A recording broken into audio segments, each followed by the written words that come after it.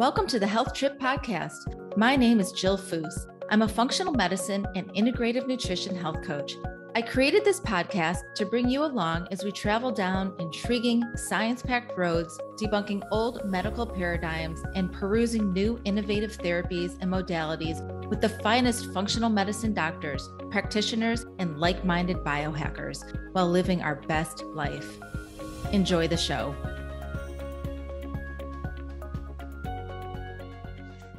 My guest today is going to share with us what exactly is going on biochemically and emotionally when stress hits us, and how to help ourselves improve our skill sets to handle stress differently. Dr. Elizabeth Lombardo is the authority on how to crush your inner critic so that you can live a life of purpose, fulfillment, and true success. Dr. E is a licensed practicing psychologist with a Ph.D. She's America's most trusted celebrity psychologist with over 100 national media interviews, including The Today Show, Good Morning America, Dr. Oz, Forbes, and countless others. She's also Shaquille O'Neal's head coach for happiness. Dr. E is on a mission to help us recognize our real self-worth, manage our stress, and kick ass in life. Little medical disclaimer before we have Dr. E on board. By listening to this podcast, you agree not to use this podcast as medical advice or for making any lifestyle changes to treat any medical condition in either yourself or others. Consult your own physician for any medical issues that you may be having. This entire disclaimer also applies to any of my guests on my podcast. So sit back, relax, open your mind, and let's take a deep dive into managing our stress.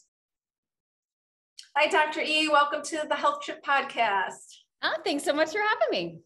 Yeah, I'm so excited to have you. I heard you speak it must have been 5 years ago at this point, definitely pre-COVID, in my women's networking group here in Chicago. And you spoke about the inner critic and stress. And so it's definitely something we've all been experiencing during COVID and post-COVID. Yes, indeed. And in fact, the research shows, unfortunately, that after a trauma like the pandemic, that some of the stress will not come out until 2 to 4 years later. So we have the opportunity to really be addressing it now so that it doesn't keep getting worse. Yeah, that's really interesting because I often talk about hair loss in a lot of my podcasts and how if it's stress related, it's a delayed reaction. And sometimes you have a hard time connecting the dots thinking, well, what the heck happened 6 to 12 months ago? So everything seems delayed, but let's dive in because we're definitely going to talk about all of these things in the podcast. So which came first, your inner critic or your stress? Well, like which came first, the chicken or the egg, right? I mean, exactly. you can have both. So I will say when we're younger, we don't really have an inner critic, right? We're in a state where we're more, we're almost in a hypnotic state when we're really young. And so we're really working on our subconscious and we're just kind of experiencing things. As we get older, and by that, I mean, we're still children, our conscious mind starts to process things and we start to try to make sense out of what is happening. And if you think about a child, teenagers, that happens again too, they tend to be very egocentric. And I don't mean that in a way like they only care about themselves, but the world revolves around them, right? So when mom yells about something, hypothetically, of course, then the child may interpret it as I'm bad. And so I would say that the stress came first, and then the inner critic is trying to make sense out of events that aren't so pleasant for us. Yeah, that's really interesting because the body wants to keep in a state of homeostasis. So we have all of these biochemical reactions going on to keep us there. So it's really interesting how that works. And we're going to talk about that as well later. But I want to talk about what's actually happening on a biochemical level of what's happening in our bodies when stress occurs. Yeah. So something in my health coach practice that I like to do is insert a lot of science because I want my clients to understand, well, what's going on when you have insulin resistance or what's going on when there's cognitive decline? Because if they can paint that visual picture in their mind, kind of takes the pressure off them feeling like a failure, like they've done something wrong when the body is just trying to regulate things. Yes, the body is trying to regulate things, and we will talk about how our minds and our bodies are one, right? They're so interconnected. So what we're saying to ourselves, our inner critic, can be causing a source of stress that isn't even present necessarily. And so our body thinks, oh, I'm in a state of stress. I have to react as if I'm in a state of stress, even though there's nothing out there like the saber-toothed tiger that's actually trying to attack us. Is that kind of like when we create stories in our head? You know how a lot of people they have a story and we travel with the story, and it takes a lot of work to change the story. We all create stories. And in fact, scientists estimate we have about 60,000 thoughts every day. The majority of our thoughts, what we're saying to ourselves, are not facts. They are assumptions, they're interpretations, they're perceptions, they're beliefs. They're not actual facts. And so we all have stories about certain things, why things happen, how people view us, what kind of people we are, we know what makes us worthy. We all have these stories in our minds, and we aren't even aware that they aren't facts. They are stories, perceptions, beliefs, assumptions. And so the key, and this is what I really help my clients with, is to take it out of our brains, these 60,000 thoughts, right? Take them out and say, how accurate and helpful is this thought? Is this belief? And if it's helpful, great, right? And if it's not, let's change it so that it's accurate and helpful.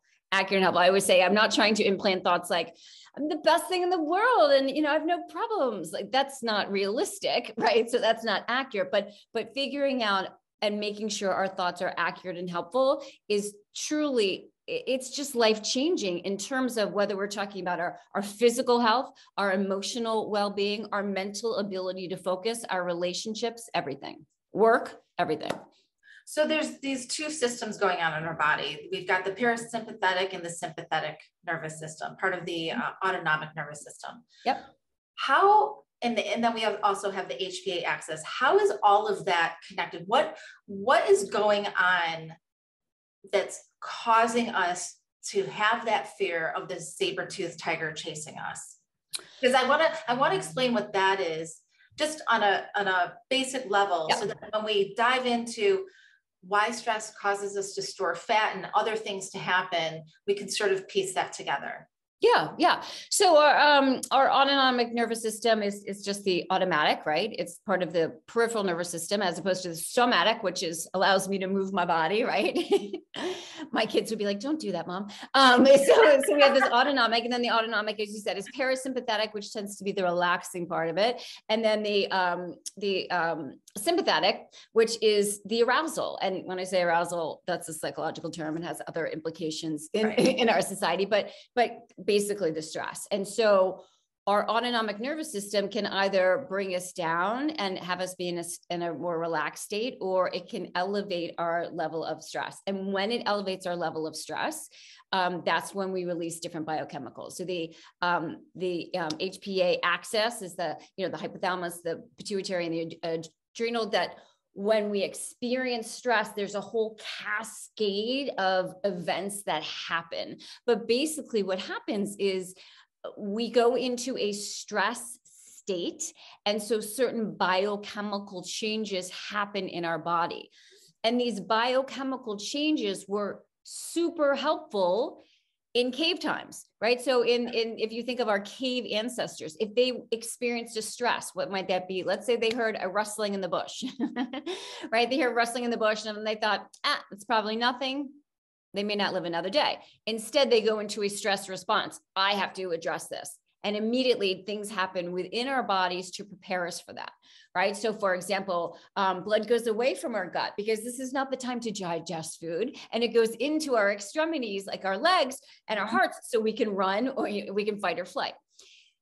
And once that source of stress was gone, you talked about homeostasis, the body would then go back to its homeostasis, the place where it wants to be. The issue is our sources of stress have changed. Yes. So it's no longer an animal that's either there or not. It's things like a pandemic, right? Relationships, financial issues, work-related issues, what's going on in the world. And so these sources of stress are more chronic.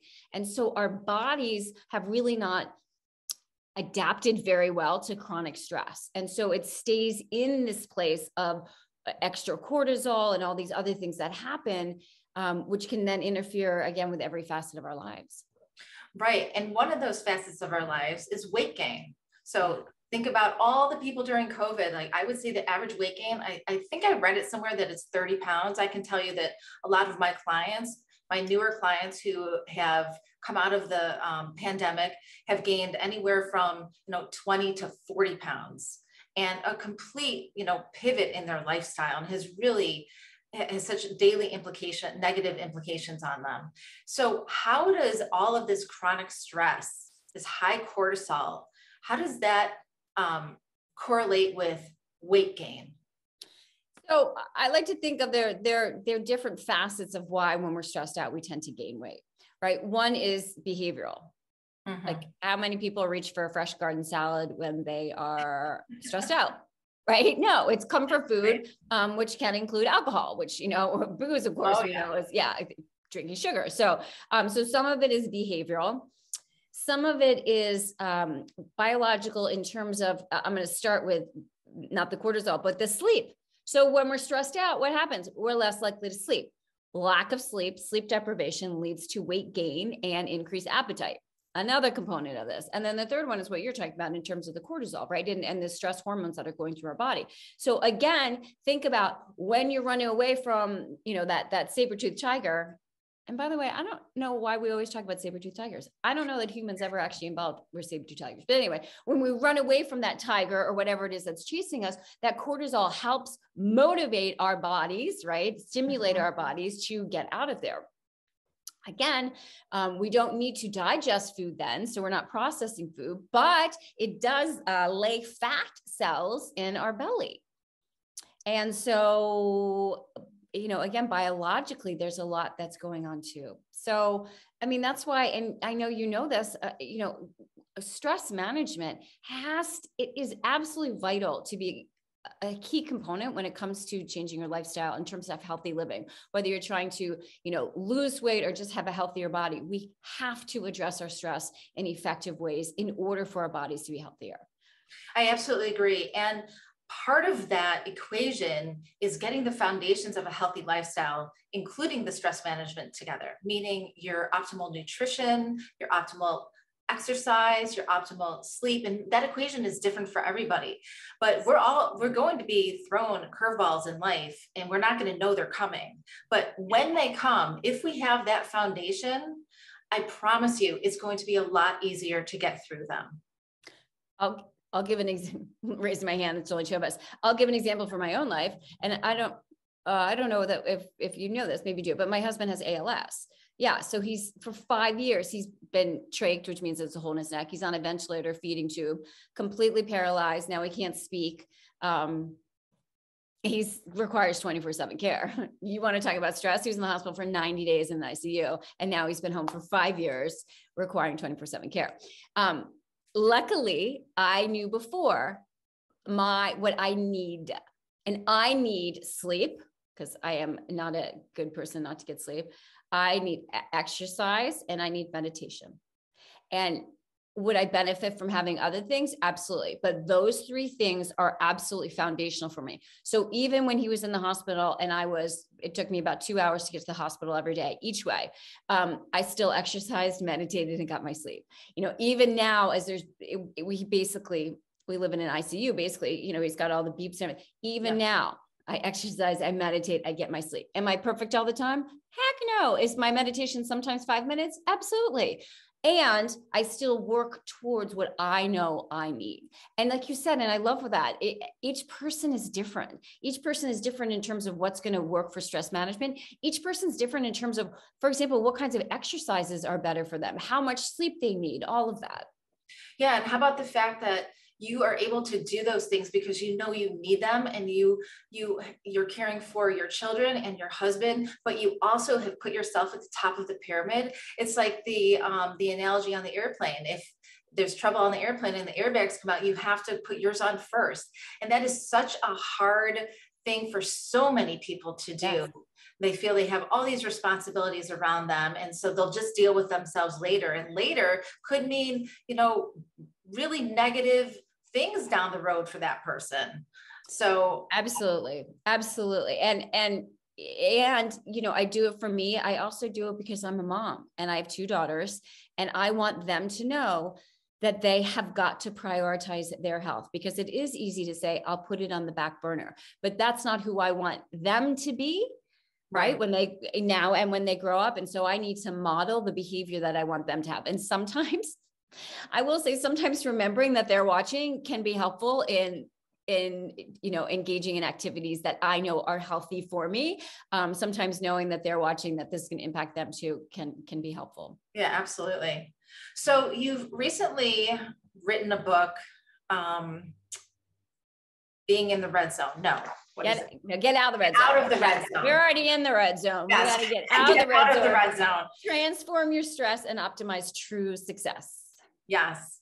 So tell us a little bit more about that and what we can do to even recognize when we're in that stressful moment and pivot away from it and towards something that's going to be better for us. Because I can tell you, as a perimenopausal woman, and even when I was raising my 5 kids and having my regular cycle, it's like you want to be able to remind yourself when that time is coming, because you know you're going to just be this other person, but you get in it and you don't even know you're in it until you're out of it. And by then you've had this blow up argument with your husband or your boyfriend or whatever, your partner. And so how do you even recognize it? Or the cashier at the grocery store, or our children. Yeah, for sure. So let's start with what the psychological red zone is. Not the football red zone. So football red zone, you want to get into. Psychological red zone, we want to get out of. And the psychological red zone is when we experience high levels of stress, or what in psychology we call distress. Distress is the negative component of stress, because there's actually positive stress, right? Eustress, that's the excitement of, I don't know, maybe, you know, going on vacation or getting married, or for some people getting divorced, right? So that anticipation of something exciting, that's positive stress. But distress is any emotion you don't want. So it could be anger, frustration, irritability, guilt, shame, worry, anxiety, helplessness, hopelessness, worthlessness, all goes in the distress pile. And distress exists on a continuum from 0, no distress at all. Just got off the massage table, life is great, to 10 out of 10, the most distressed we've ever been. And the red zone, the psychological red zone, happens when we're at a 7 out of 10 or higher. So a 7, an 8, a 9, or 10, that's when we're in the red zone. And in the red zone, we don't always think rationally. And in the red zone, we don't always act rationally. So I'll give a quick that goes back to the HBA access. That's exactly it. That's right. So we'll give a quick pop quiz to see if anyone's ever been in the red zone. Have you ever done or said something that you later regretted? I'm raising my hand. What'd you do? No, I'm kidding. Don't tell me. Have you ever procrastinated or avoided an important project? I'm raising my hand again. Have you ever been so overwhelmed that you couldn't focus, or maybe you couldn't sleep? Yeah. Right. If so, you were in the red zone. That's what happens when we're in the red zone. When we're in the red zone, we tend to focus on what is wrong, and we get preoccupied with it. And if you think about, you know, going back to our brain, give a little more biology here. In the green zone, that 0, 1, 2, 3, and we're in green today. To be in the green zone, you're using more of your frontal lobe, right? That beautiful structure that differentiates you from other animals. It allows you to engage in perspective taking, problem solving, executive functioning. When we're in the green zone, this is where confidence happens.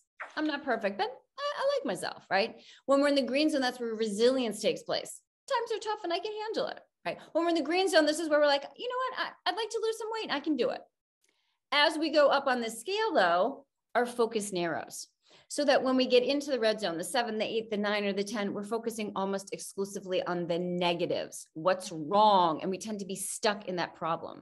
And again, evolutionarily, this made sense. If you heard that rustling and thought, it's nothing, you may not live another day. Instead, our brains and our bodies go right into the red zone, all the epinephrine, norepinephrine, cortisol, all of that's happening. And so we're focused on the problem and we can't see a solution. So so we tend to think in more emotion. It's your limbic system hijacking. So I give the analogy, if you ever have known someone who had too much to drink and they said or did something that the next morning they woke up and they're like, ooh, that was not really a smart idea. That's basically what happens when we're in the red zone. But instead of alcohol, it's because our limbic system has kind of hijacked our rational thinking. And so we don't think rationally, we don't act rationally. So again, that notion of I want to, if someone says I want to lose weight in the green zone, they're like, okay, I can take the steps. It may not be easy. I know I can handle it. In the red zone, they may say to themselves, there's no way I can do this. Or I had one cookie and ruined my diet. I might as well eat the rest of the plate, right? That's the thinking that happens in the red zone. And so it really prevents us from taking the steps that we need to be healthier, to improve our relationships, even at work. I mean, in the red zone, you're talking about mentally what goes on. It's tough to focus. It's tough to concentrate. There's a region in your brain called the hippocampus, which is in charge of certain memories. And brain scans show that when people are in the red zone for a prolonged period of time, the hippocampus literally shrinks in size. So how many of you listening to this have ever had what you thought was a senior moment, right? You walk into the room and you can't remember why, or you put your cell phone down somewhere, but you have no idea where it is. It probably wasn't a senior moment. It's probably a red zone moment. The beauty is once you take the steps to rewire your brain so that you are more green zone-y, not a word, but I'm using it, your hippocampus will grow back to where you want it to so that memory can come back. Before we get into some of the steps to take, I have two questions on that. One is, well, this is not really a question, but in health coaching, we're taught to use positive psychology. We're always taught to keep things in the green zone, talk about the positives. But what are your thoughts on when you're constantly using positive psychology and talking about the positives and the positive outcomes that somebody wants, the positive steps to take to get there, but they don't have an opportunity to talk about the negative impact this problem has created for them and gotten them to this point. Is that also an important process? Absolutely. Yeah. Because if we're focusing, if we're not acknowledging the pain that this has caused us and frankly other people, then we're missing out on a whole lot of stuff. And if you think about it, I mean, there can be a lot of guilt and shame when it comes to things like being overweight or having an unhealthy body. And so if you aren't processing those feelings and we're just focusing on other things, we're kind of looking over there. It's kind of like if you've been in the water before and you push a ball down, or you push a ball down, eventually it has so much pressure. What happens? Right? You can't push it down anymore and it pops up. That's what happens when we try to avoid or pretend like we don't have problems. So it's really important, one, to really process those emotions. How does it feel to you? If you could stick a microphone in your brain, what are you saying to yourself about your current weight? What are you saying to yourself when part of you knows I'm going to stay away from these foods, and yet you find yourself reaching for them and shoving them in your mouth? What are you saying to yourself? I'm a big proponent of positive psychology with cognitive behavioral therapy, which is understanding what we're saying to ourselves, because what we say to ourselves impacts how we feel. What we say to ourselves impacts our physiology, right? If I think, oh my gosh, I'm getting up on stage in front of 5,000 people and I'm going to totally mess up, like my body is going to react to that, as opposed to I'm getting up on stage in front of 5,000 people and I get to touch 5,000 people's hearts, right? That's a different physiological reaction I'm going to have. So really addressing what's going on up here is important. So I like your analogy of getting on the stage and changing your mindset, because in a lot of 12-step programs, they have something that's called fake it till you make it. So when you're changing your mindset, you're not necessarily believing that, but you're saying it to yourself. Can you speak to that? Yeah. And it's interesting because sometimes it's helpful and sometimes it's not. Excuse me. So, people often talk about repeating affirmations, right? So I believe in myself. And for some people that works, but for some people, they're like, I really don't believe in myself, right? So you want to make sure that what you're saying to yourself, you can buy into, and you aren't having an internal struggle of that's not true, that's not true, that's not true. Because if that internal struggle is going on, then it's really tough to believe these new thoughts. Do you know who Sasha Fierce is? No. Do you know who Beyonce is? Yes. Okay. So Beyonce, incredible singer, right? Have you ever seen her dance? She's unbelievable. She grew up singing in the church. And when she became a pop star, she was uncomfortable getting on stage and shaking her thing. So she created what we call in psychology an alter ego. The alter ego's name was Sasha Fierce. It was not Beyonce who got on stage. Right. Sasha Fierce who got on stage. And, you know, and then eventually she had an album and I can't remember what it was, but it was like, goodbye, Sasha. She didn't need Sasha because Beyonce became comfortable with that. So when I'm working with clients, and I do a lot of sports psychology and a lot of peak performance with executives and entrepreneurs. When I'm working with clients, a lot of times we will create an alter ego. So it's, you know, I say it's like being in a play or a movie. When you're in a play or a movie, you pretend to be a character. You think like them, you hold your body like them, you interact like them, but you know it's just a role. The reason why something like that can be more helpful for people is because then their subconscious isn't like, no, that's not true. I'm not confident. But if you're pretending to be someone, you can't dispute that. I'm just pretending to be this one person. And the more you do that, the more you rewire your brain so that those thoughts become more automatic, so that those behaviors become automatic. Because if you think about every thought we have are just nerves firing our brain in a certain pattern. Every behavior we have are nerves firing in a certain pattern in our brain. So we want to literally rewire our brains, so that we start to think differently and we act differently, not because we have to really focus on it, but because it becomes automatic. And a quick example of that is if you've ever, for those of you who learned how to drive, right? First time you got behind the wheel of a car, you were probably like me in terms of, where do my hands go? Right? How much do I turn the steering wheel? Or my oldest, who now has her license, but when she was learning how to drive, got behind the car, turned it on and looked at me and said, which one's the brake, Mom? Good thing to know. It's reassuring. But now when you get behind the wheel of a car drive, you aren't thinking about how much pressure do I put on the accelerator, right? We're thinking about what song is on the radio, who we're talking to, where we're going to stop, because our brain has been hardwired to make driving more automatic. And that's really the goal when you want to have less stress, when you want to adopt healthy lifestyles. You rewire your brain so they become automatic. That's how, when my husband was in the hospital, I still followed through with those, because it was kind of like, for me, it's like brushing your teeth, right? Exercise for me is like brushing your teeth. When was the last time you said to yourself, oh, I have not brushed my teeth for 3 months? You know what? I've been so busy. Like, no wonder I have no friends. No one ever says that, right? You might miss a night because you're tired, but no one forgets for 3 months. And so when we rewire our brain for these ways of thinking and behaving, they become automatic. I love that, because there are times where I'll have a consult call with a potential client and they'll say to me, well, how many hours per week is this going to require from me? And I say, that's up to you. We're going to dismantle the equipment that got you here, and we're going to rebuild new equipment to get you to your health goal. And that takes time. So whatever time you want to put in to make these lifestyle changes become your new baseline norm is what it takes. So you're just talking about, that you're talking about shifting your mindset to create a new baseline normal for yourself. Yeah.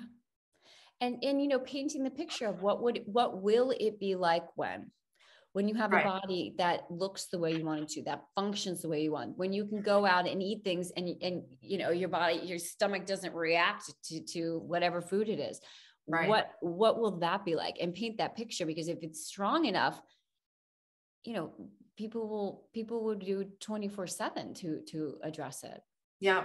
So you also talk a lot about the inner critic, which you were just talking about. And I watched a TED talk of you talking about this, and your Sasha is Mitzi. Is it still Mitzi? Well, it's the opposite of Sasha. Yes, because Sasha was the positive for her. But yes, my inner critic, I have named Mitzi. And the beauty of naming your inner critic, sometimes people call them their mother-in-laws, whatever, I'm not, judging. But the beauty of naming your inner critic is when you start, first of all, everyone has an inner critic. It's just part of how we are. But when the inner critic starts to speak, instead of getting sucked into it, again, often we don't stop and assess how accurate and helpful our thinking is. It's in our mind, so it must be true. But when we name it, we can be like, oh, that's Mitzi talking. You look fat today. Oh, that's Mitzi talking. There's no way you're going to get this done. Oh, thanks, Mitzi. Right. And so you can kind of depersonalize, and instead of getting stuck in it and thinking the negative thoughts and experiencing the emotions, which causes more negative thinking, which causes more negative emotions, then it becomes that downward spiral. When you can call out the Mitzi, it kind of stops that spiral from occurring. I love that. Mine is Zelda, by the way. Zelda. Yeah. Nice Jewish girl. Perfectionism. I am a perfectionist, and all my life, my mom reminds me that I had complaints about my facial expressions starting in kindergarten. I was very black or white. There was zero gray zone. And over time, it has caused me a lot of stress in my life because I didn't know how to live in that gray zone.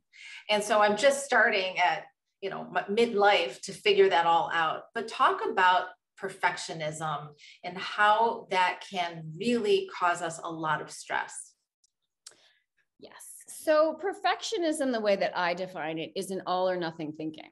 Something's perfect or it's a failure, right? It's perfect or everything else, it's one way or everything else is wrong. Mm-hmm. I can either do it perfectly or why bother, right? That all or nothing mentality. Yes. And the thing about perfectionism is a lot of times, and it's not just people, a lot of people often think it's those people who like to have a neat junk drawer with every pen like perfectly aligned and paperclip stacked according to size and color. That's not really perfectionism the way that I view it. Again, it's that all or nothing mentality. Great example of perfectionism in our society is New Year's resolutions. January 1st, people give up all sugar, all, fried food, all booze. They're going to exercise every day. January 2nd happens. I had a cookie ruin my diet. I couldn't get to the gym. I can't exercise. That all or nothing thinking.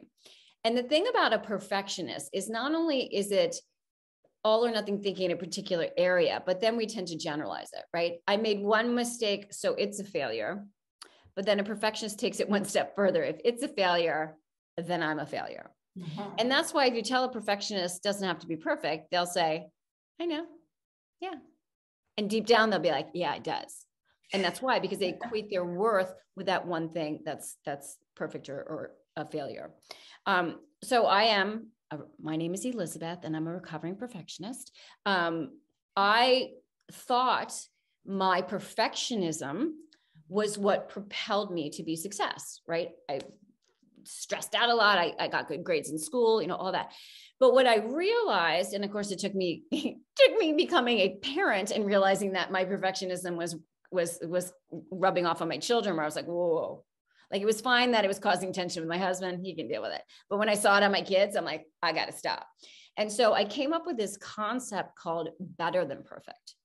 Better than perfect. And better than perfect is taking the good of perfectionism, because there is some good in perfectionism, right? Striving for excellence, wanting to make a positive impact. All of that is the good stuff. It's the other stuff, that inner critic, that beating yourself up, the saying you're never good enough, you totally messed up, one mistake and you're a failure. That's the stuff we get rid of when we're better than perfect. And so we really focus on striving for excellence and this may hurt, being human. So, we're going to make mistakes and, I was saying it's not failure, it's data, it's information, we can learn and grow from it. But when we can get rid of that constant barrage of your inside of our heads, you're not good enough, you have to be perfect, you made a mistake, it's horrible, you're never going to amount to anything. When we can get rid of that, but when we can keep that excitement about wanting to perform at a high level, right? Wanting to create excellence. That's what I call better than perfect. And I will say in my personal life for sure, and my professional life, since I have gotten rid of the perfectionism and really focused on being better than perfect, my speaking is so much better. My writing is better. My interactions with clients are better because I don't have that constant Mitzi telling me what a failure I am. And right. So it can be really powerful. Yep. And I love what you just said about using these so-called failures as data. I'm all about collecting data. And so if I have a client and they were supposed to be off gluten for a 30-day trial and they come back the next week and they had some gluten and I can't believe I did that, blah, blah, blah, I just blew everything. I'm like, It's just an experience. Write down what happened, how it occurred, check it off, and move forward. It was an experiment, right? You experimented, didn't work. Now you know, but you don't know. And what was it about it? Was it because you went to, I don't know, your favorite restaurant and they had the favorite food? Was it because you were stressed out and that whatever gluten-filled food item is what you needed? Is it because, you went to a party and you didn't want to insult anyone? What was it? And figuring that out, then you're so much more empowered the next time you're in that situation. Right. In the world of functional medicine, we call that, what's the root cause of that issue? Yeah. Right. Get to the root cause, not what the outcome was. Yeah. So, all right. So we've talked about stress and perfectionism, our inner critic. Now let's talk about what to do. And I know you've got some steps that we can take that are attainable, things that we can start today. We don't have to go anywhere and buy these things. Right. Right. That's what I was saying. I mean, doing 90 minutes of yoga every day would be great, but who has time for that? So I really look when I'm working with my clients to really figure out, what can you do, right? What are things that you can do? And there's kind of two strategies. And one is getting out of the red zone, right? So when we realize we're in the red zone, taking steps to get out of it. And then once we're out of it and we can think more clearly, then there's a whole other bag of tricks, if you will, in terms of what to do to help you stay out. Because when we're in the red zone, right, that 7, that 8, that 9, or the 10, and someone tells you to just calm down, how helpful is that? Not at all, right? And in fact, we probably have some not so pleasant thoughts about that person telling us not to calm down. And again, I'll get geeky on you, biologically talking, what's going on? Our brain, our subconscious, basically, it's like our subconscious thinks we're drowning. Right? We're in the state of fight or flight. So if you were drowning, you were flailing your arms around and screaming for help, and someone told you to just calm down, would you do that? Of course not. Right? No. So telling someone to just calm down when they're in the red zone is going to put them more in the red zone. So when we're in that red zone, not thinking rationally, that limbic system is hijacking our frontal lobe, our rational thinking. We want to, the first step is just to get out, to get into at least a 6, I call it the yellow zone, the 6, the 5, the 4, lower is even better. And I have a principle called the HELM principle, HELM. I'm a little weird about acronyms. I like to create acronyms. So I'm just working on a presentation right now. I have 4 acronyms that I'm giving, maybe too many, but anyway, that's just a me thing. So the HELM principle stands for, H is halt. Halt all movement in this region of your body, right? Your mouth. Don't let anything out of your mouth, because that's when we say things we later regret. And don't put anything in your mouth, because that's when we tend to consume things we later regret. Right. Full disclosure, I'm in my home office right now. I can remember during quarantine putting not 1, but 2 hands over my mouth when I was speaking to my daughter, because I was in the red zone and I knew I was there, and I didn't want to say anything that I didn't really mean, that it was just the stress talking. I didn't want to do that. So H is halt, and I'm sure we can all relate to that. E is exercise.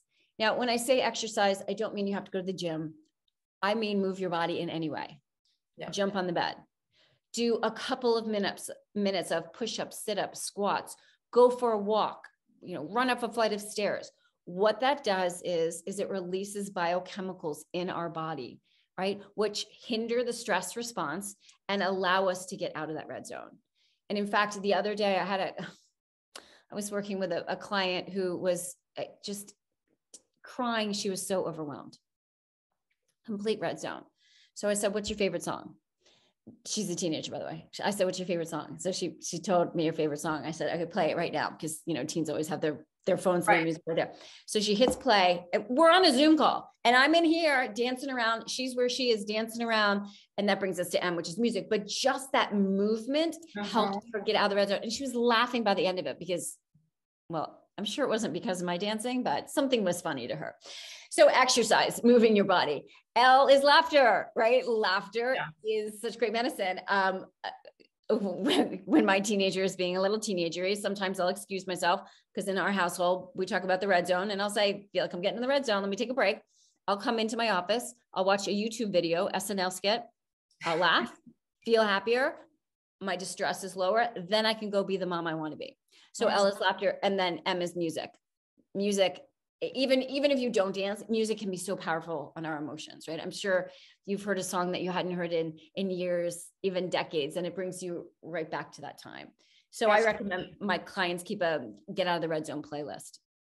And what about meditation? We all hear how meditation is so good for us, except I'm not a meditator. I use other forms of movement or activities as my form of like moving meditation, but I have a hard time just sitting still and getting out of my head, and I'd rather cook and get out of my head, right? But if someone's out there listening to this and they have never meditated before and it seems so overwhelming and intimidating, what's an easy way to ease yourself into it?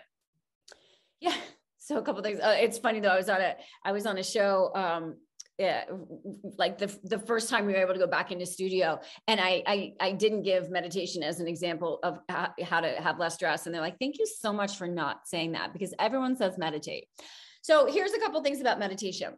And I'm speaking from my own experience too, because when I was in grad school, I would write articles about the benefits of meditation. And then I'd sit down and, try to focus on my breathing. And I'd be like, I don't think I'm doing this right. Am I doing this right? I'm not doing this right. I get 20 minutes. I'm going to meditate. I'm going to get 20 minutes with the stuff done. So I can certainly empathize with that. There are a couple of things that really helped me become, make meditation part of my normal practice. One, people often think that when their mind wanders, that they failed meditation. Your mind wanders because you're alive, right? And we really like that about you. So your mind will wander. Monks who meditate for 12 hours a day, their minds wander, right? So it's okay. It doesn't mean you're not doing it right. But the other thing that really helped me was, I heard of a research study where they put EEG leads on people's heads when they were meditating, right? So looking at the brain waves. And then everyone meditated. And then after they asked each individual, what was your meditation like? What was your experience like? And even the people who said, nah, couldn't get into it today. My mind was racing. I'm stressing out about X, Y, and Z. Even those people had brain wave changes. So we may not even realize it. And I would say the only way to fail meditation is to fail to do meditation. So I think keeping that in mind can be very helpful. And then figure out for you, I say start like 5 minutes. Right. There are, if you want to start and just focus on your breath, focus on looking at a candle, focus on listening to maybe some meditation music. Guided meditations can be really helpful for people, especially when minds are wandering, because you can just simply go back to what they're saying. But start, a 3 to 5 minute meditation, do it a couple times a week, and like set that as your goal. Usually I recommend my clients do this. Most of my clients do this. And it's truly incredible how many people who say, I can't do it. I've tried it before. It doesn't work. When they start 5 minutes, even twice a week, they start to notice, yeah. And then they start doing it 3 times a week, and then 4 times a week, and then they increase their time. And so it becomes something that's really helpful to them. Oh, well, that's good. I should give it a try. I mean, I'm a health coach and I preach about it, but I don't implement it in the traditional sense. All right. I have one more question, and I ask this to most of my guests. I always throw out a lifestyle type of nutrition question. What are your 3 top foods to eat to support mood, brain health, and sleep? Well, let's see. I would say the first one is water. So not a solid, but I drink water all day long. We know that when we're dehydrated, that can cause us to eat more, and it can put us right in the red zone too. Second, I would say avocados. I just can't get enough of them. In fact, we used to live in Dallas, and my youngest daughter, her first solid food for probably the first month was avocados, because that's what we have in our house. Third, I would say eggs. I love good cage-free eggs. Brunch is my favorite meal. If I can only have one meal, I would have brunch every single day. And so eggs for my protein. That's a good one. Choline is very important for brain function. So all great examples of what to incorporate. So are you still taking new clients on, and where can my community find you? Yeah, thank you for asking. They can go to elizabethlombardo.com. It has my website, it has a bunch of information if you want some more information on the red zone, but there's also a contact. So if you're interested in doing some work together. And I always say, when I work with clients, my goal is for each person to become their own coach, right? So you don't need me, but we literally rewire people's brains so that their thinking, their behaviors are automatically something different. And it does not require any shock therapy, but we can change what's going on up here. So it's not this, it feels uncomfortable doing it. It becomes more automatic, whether it's how we think, how we view things, how we interact with other people, how we perform, all of that, it starts up here. And so really helping people to rewire their brain. I created something called neuroregenerative training, which takes the research from NLP and cognitive behavioral therapy and positive psychology. And I've been working with clients for, I used to say 2 decades, but we're getting close to 3 now. So, so it's just kind of the experiences that I've had in taking that research. So literally rewiring people's brains. Well, Dr. E, it has been an absolute pleasure to deep dive on stress with you today. I know my community is absolutely going to just soak all this information up and really try to turn things around one step at a time and implement these lifestyle changes.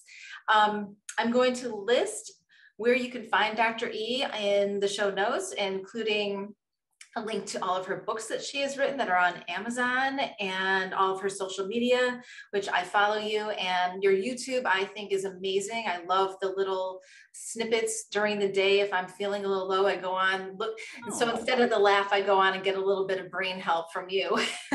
Nice. But it's great. I'm going to list all that for my community. And thank you again so much. It was lovely seeing you again. I hope to see you again in the future. Well, thank you. And I just want to thank you for all that you're doing to help everyone out there. That's really important, this podcast. So I appreciate it. Thank you so much for that. All right, everyone. Thanks for joining. Bye-bye. Thank you for joining me. I hope you enjoyed the podcast. Lifestyle changes can be hard and overwhelming to make. By building your support team of functional medicine doctors, therapists, and health coaches, you can reach your optimal health goals. Be sure to check out my other podcasts. Until we meet again, stay healthy.